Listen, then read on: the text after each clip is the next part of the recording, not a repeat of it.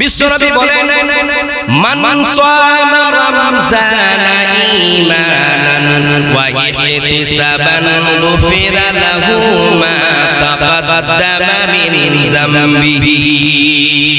যদি কোনো ব্যক্তি ঈমানের অবস্থায় নেকির আশায় এই রমজান মাসের রোজাগুলোকে পালন করে, সিয়ামগুলোকে পালন করে, বিশ্বনবী বলেন আল্লাহ পাক রব্বুল আলামিন তার বিগত জীবনের সমস্ত পাপ মাফ করে দেবেন। জোরে বলুন সুবহানাল্লাহ। তার মানে আমরা বুঝতে পারলাম এই রোজা রাখার 2 নম্বর লাভটা হচ্ছে, যদি আমরা এই রমজান মাসের রোজাগুলো রাখি তাহলে আল্লাহ তাআলা আমাদের বিগত জীবনের সমস্ত গুনাহকে কি করবে?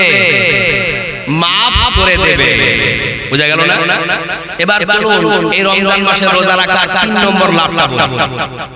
1 নম্বর লাভটা কি বললাম ভাই? বলুন বলুন বলুন। রায়্যান জান্নাতে ঢুকাবে, রায়্যান দিয়ে জান্নাত ঢুকাবে। তার মানে প্রথম লাভ হলো জান্নাত পাওয়া, আর দ্বিতীয় লাভটা কি? সমস্ত গুনাহ maaf করে দেবে। আরে কত সুন্দর লাভ, তাই না? এবার চলুন তৃতীয় লাভটা বলি, তাহলে রোজার কোনদিন ছাড়বেন না। এই যে আমরা এখন দুনিয়ার জগতে আছি, একদিন আমরা মহা বিপদের দিনে সম্মুখীন হব। সেই দিনটার নাম কি? কিয়ামতের মাঠ, হাসরের ময়দান। ওই হাসরের মাঠ, কিয়ামতের মাঠ কত ভয়ানক, কত বিপদের, এটা আমরা কল্পনাই করতে পারবো না। ওই দিন পৃথিবীর মানুষেরা বলবে নাফসি নাফসি, আয় আল্লাহ আমার যে কি হবে, আমার যে কি হবে। আল্লাহ আমি আমার আমলনামা ডান হাতে পাবো না বাম হাতে পাবো, আমার যে কি অবস্থা হবে। এই যে আমরা আকাশের উপরে সূর্য দেখতে পাই, এই সূর্যটা ওই দিন এত উপরে থাকবে না, বরং এই সূর্যটা আমাদের মাথার 1 মাইল উপরে চলে আসবে। রোদের তাপে, সূর্যের প্রতাপে আমাদের মাথার মগজটা গলে গিয়ে নাক এবং কানের ছিদ্র দিয়ে মোমবাতির মতো গলে চলে যাবে। মানুষেরা ত্রাহি ত্রাহি করবে, আল্লাহ তোমার এই আযাব আমরা সহ্য করতে পারি না, তোমার এই বিপদের দিনের কষ্টকে আমরা সহ্য করতে পারি না। আল্লাহ তুমি আমাদেরকে নাজাত দিয়ে দাও, তুমি আমাদেরকে পরিত্রাণ দিয়ে দাও। সূর্যের তাপে, রোদের প্রতাপে জমিনটা পুড়ে তামার হয়ে যাবে। মানুষেরা পাগুলোকে জমিনের উপরে রাখতে পারবে না, কুকুর মাছের মতো এদিক ওদিক দৌড়াদৌড়ি করবে, পাগুলো রোদের তাপে ফোসা পড়ে যাবে। এই রকম একটা কঠিন বিপদের দিন আমরা সবাই সম্মুখীন হব। আপনারা মনে করবেন না যে আপনারা যে এখানে বসবাস করতেছেন এই গ্রামের মানুষরা ওই কঠিন কিয়ামতের দিন এই বিপদে পড়বে না। এই পৃথিবীর যত মানুষ আছে, এই পৃথিবীর যত মানুষ আছে, নারী পুরুষ সকলে ওই বিপদের দিনে সম্মুখীন হবে। সবাই ওই কঠিন কিয়ামতের দিন এই বিপদের সম্মুখীন হবে, আর সবাই বলবে আল্লাহ তুমি আমাকে নাজাত দিয়ে দাও, তুমি আমাকে পরিত্রাণ দিয়ে দাও। কিন্তু ওই সমস্ত মানুষদের জন্য ওই দিন পরিত্রাণ পাওয়াটা বড় কঠিন হয়ে যাবে। কি হলো? কি হবে? বড় কঠিন হয়ে যাবে। তাহলে ওই কঠিন কিয়ামতের দিন যদি একটা এমন কোন বিষয় পাওয়া যেত যে আমাদের জন্য সুপারিশ করে দিত, আমাদের নাজাতের জারিয়া হতো, তাহলে ভালো হতো না? কত কি হতো না? ওই কঠিন বিপদ থেকে উদ্ধার পেতাম, ওই কঠিন বিপদের হাত থেকে নাজাত পেতাম, পরিত্রাণ পেতাম। চলুন বিশ্বনবী কি বলছেন। বিশ্বনবী বলেন আসসিয়ামু ওয়াল কুরআন ইয়াসফাআনি লিল আবদি ইয়াউমাল কিয়ামাহ। ওই কঠিন কিয়ামতের দিন বান্দার জন্য রমজান মাসের রোজা আর কোরআন মাজিদ শাফাআত করবে, সুপারিশ করবে। জোরে বলুন সুবহানাল্লাহ।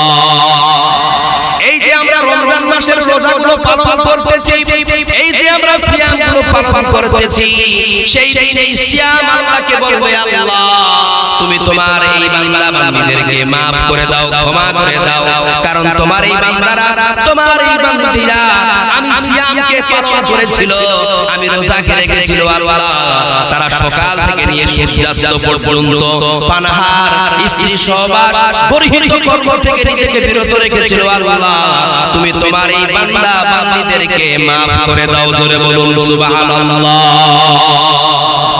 তার মানে আমরা বুঝতে পারলাম ওই কঠিন কিয়ামতের দিন, মহা বিপদের দিনে এই রমজান মাসের রোজা আমাদের জন্য সুপারিশ করবে।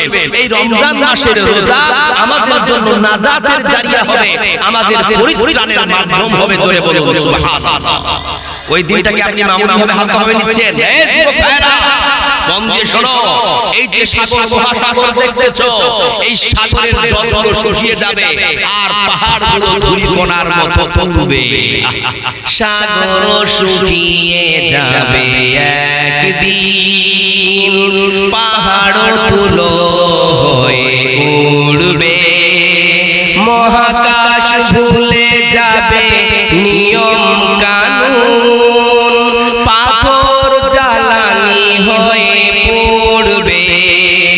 তবে আর ভরসা কি থাকে আমার, প্রভু চাই যে কেবল শুধু তোমার দিদার।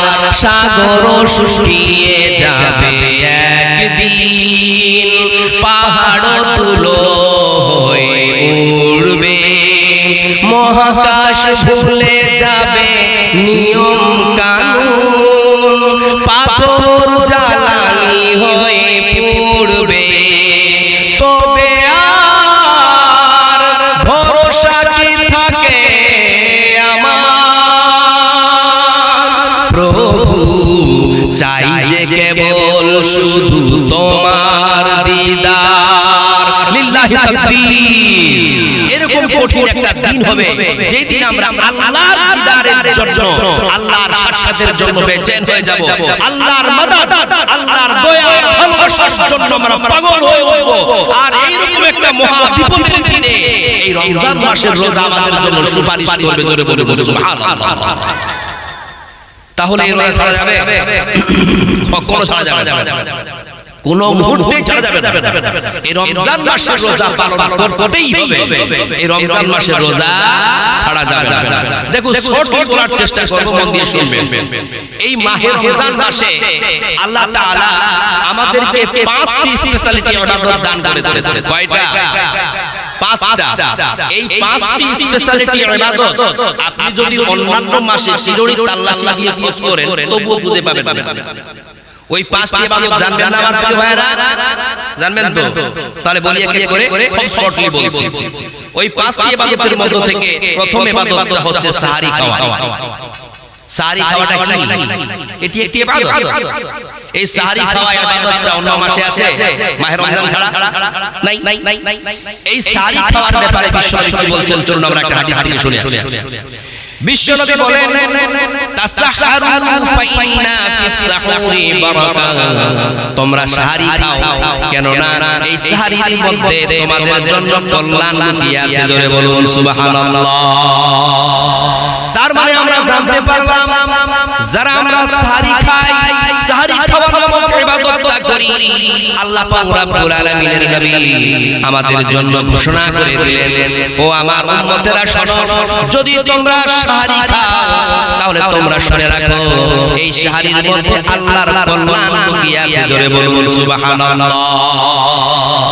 তার মানে এই সাহারি খাওয়া ইবাদতটা যদি আমরা করি তাহলে আমরা কার কল্যাণ পাবো? আল্লাহর কল্যাণ আমাদের উপরে বর্ষিত হবে। জোরে বলে সুবহানাল্লাহ। এবার চলুন 2 নম্বরে ইবাদতটা বলি। 2 নম্বরে ইবাদত কি বলুন তোমার প্রিয় ভাইরা? ইফতার করা, তাই না? এই ইফতার করা ইবাদতটা অন্য মাসে আছে, কেবলমাত্র এই রমজান মাসে, তাই না? দেখুন এই ইফতার করার ব্যাপারে বিশ্বনবী কি বলছেন? বিশ্বনবী বলেন, লা ইয়াজালুন নাসু বিখাইরিন মা আজ্জালুল ফিতরা। এই দুনিয়ার মানুষ আমার উম্মতেরা যতদিন সঠিক সময় তাড়াতাড়ি করে ইফতার করবে ততদিন পর্যন্ত ওই মানুষরা কল্যাণের মধ্যে থাকবে। জোরে বলুন সুবহানাল্লাহ। যতদিন আপনি তাড়াতাড়ি করে সঠিক সময় নির্ধারিত সময়ে ইফতার করবেন ততদিন আপনি কল্যাণের মধ্যে থাকবেন। লা ইয়াজালুন নাসু বিখাইরিন, খাইর আল্লাহর ভালাই আপনার থেকে কখনো দূরে সরবে না। তাহলে এটা কত বড় একটি মারাত্মক ইবাদত, এটা কি মিস করবেন আমার মা বোনেরা? খবরদার, রোজা যদি না রাখেন ইফতারি বসে ইফতার করলে ইফতার হবে? রোজা রাখে তো ইফতার করতে হবে।